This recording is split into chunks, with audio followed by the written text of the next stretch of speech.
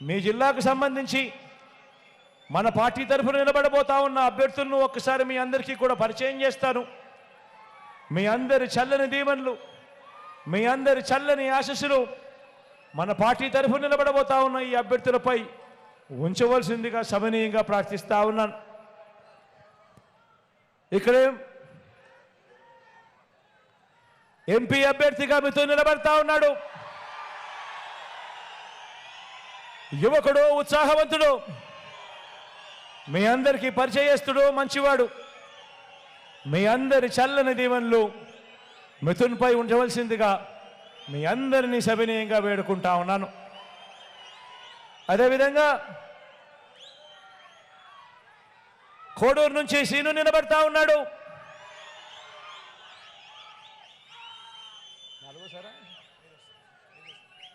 ఈసారి సీను 5వసారి ఎమ్మెల్యేగా తాను పోటీ చేస్తూ ఉన్నాడు.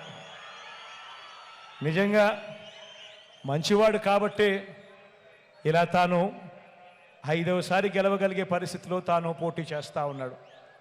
మీ అందరి చల్లని దీవెనలు, మీ అందరి చల్లని ఆశీస్సులు సీనుపై ఉంచవలసిందిగా కోరుతా ఉన్నా.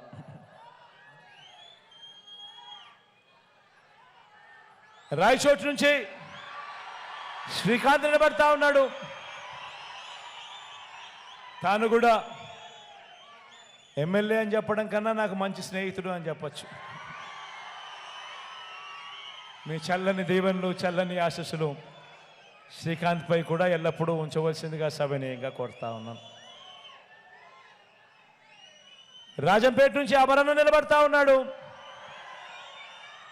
అమరన్నను ఎవరు కలిసినా కూడా సౌమ్యుడు అనే మాట ఎప్పుడూ వాళ్ళ పెదాల మీద ఉంటుంది. మంచివాడు, సౌమ్యుడు, మాటిస్తే మాట మీద నిలబడతాడు. మీ చల్లని దీవెనలు, ఆశీస్సులు అమరన్నపై కూడా ఉంచవలసిందిగా సవినీయంగా కోరుతా ఉన్నాను.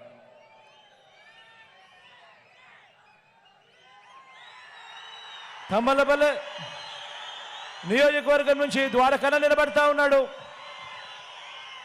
ద్వారకన్న కూడా మంచివాడు, సౌమ్యుడు. మీ చల్లని దీవెనలు, ఆశీస్సులు ద్వారకన్నపై కూడా ఉంచవలసిందిగా సవినీయంగా వేడుకుంటా ఉన్నాను.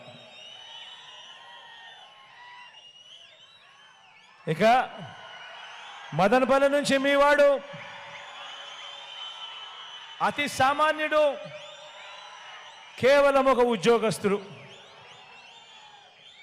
మీలో ఒకడు, నిసార్ అహ్మద్ అన్న. మీ చల్లని దీవెనలు, ఆశీస్సులు నిసార్ అహ్మద్ అన్నపై కూడా ఉంచవలసిందిగా సవినీయంగా ప్రార్థిస్తా ఉన్నాను, కోరుతా ఉన్నాను.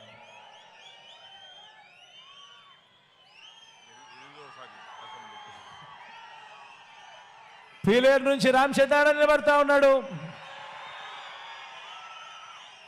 మీ అందరికీ పరిచయస్తుడే. ఎందుకనంటే చాలా సుదీర్ఘ రాజకీయ ప్రయాణం చేశాడు. మీ చల్లని దీవెనలు, ఆశీస్సులు రామచంద్రాడన్నపై ఉంచవలసిందిగా సవినీయంగా వేడుకుంటా ఉన్నాను.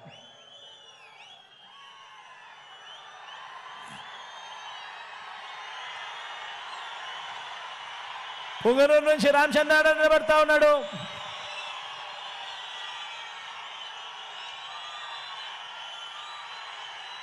నాకు పితృ సమానుడు, మీ అందరికీ పరిచయస్తుడు, మంచివాడు, సౌమ్యుడు. మీ చల్లని దీవెనలు, ఆశీస్సులు రామచంద్రాడన్నపై కూడా ఉంచవలసిందిగా సవినీయంగా వేడుకుంటా ఉన్నాం.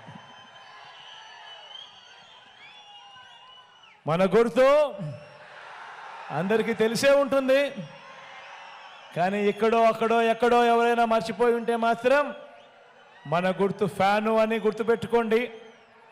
చాలా కుట్రలు జరుగుతూ ఉన్నాయి, కుతంత్రాలు జరుగుతూ ఉన్నాయి అనేది కూడా గుర్తుపెట్టుకోండి. చాలా మోసాలు చేస్తూ ఉన్నారు, చాలా అబద్ధాలు చెప్తా ఉన్నారు అనేది కూడా గుర్తుపెట్టుకోండి. వీటి అన్నింటినీ కూడా అధిగమించి ఫ్యానును గుర్తుకు ఖచ్చితంగా 2 బటన్లు వేయాలి అన్నది ఖచ్చితంగా గుర్తుపెట్టుకోమని, ఫ్యాన్కు వేస్తేనే మన భవిష్యత్తు, మన తలరాతలు మన బాగుపడతాయి అన్నది ప్రతి ఒక్కరూ కూడా గుర్తెరగండి.